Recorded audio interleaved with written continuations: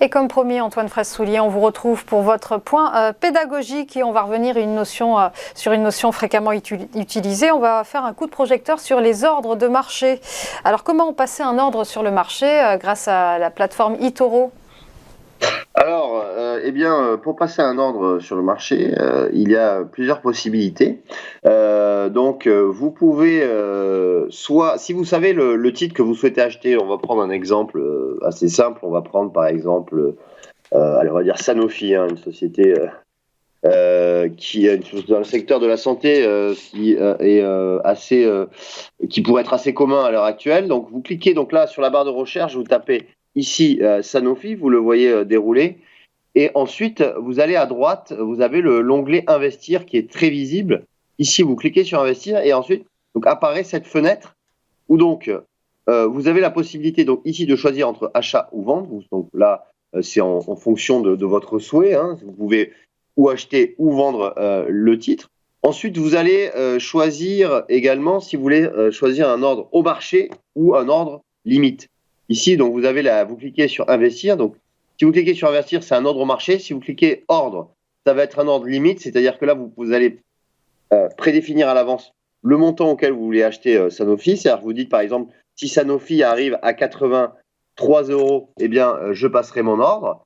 Donc là, dans l'exemple qu'on va prendre, on va prendre un ordre au marché, donc avec le prix qui cote actuellement. Ensuite, vous choisissez le montant. Donc, si vous voilà, donc ça c'est en fonction de votre capital. Hein. Vous pouvez passer un ordre qui va de minimum, ça va de 50 $. Vous pouvez passer un ordre de 50 $ à, il n'y a pas de limite maximum.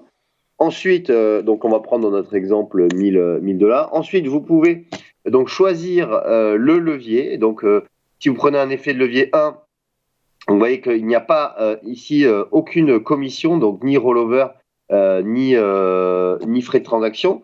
En revanche, lorsque vous prenez un levier 2 ou 5, hein, vous avez la possibilité, là, vous voyez que vous avez des frais qui entrent en compte. Donc, on expliquera dans une autre vidéo pédagogique qu'est-ce que l'effet de levier, mais grosso modo, l'effet de levier 2, par exemple, c'est comme si vous passez un ordre sur le marché, ne soit pas de 1000 €, mais x2 de 2000 €. C'est comme si eToro vous prêtez les 1000 €. Et x5, c'est comme si c'était 5000 €. Voilà.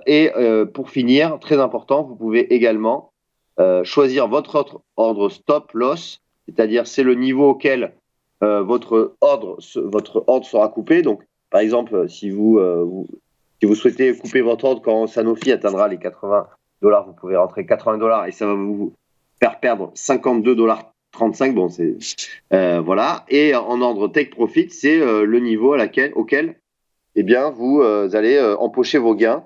Donc, si Sanofi, par exemple, vaut 100 $, eh bien, vous allez empocher 184 $ de gains.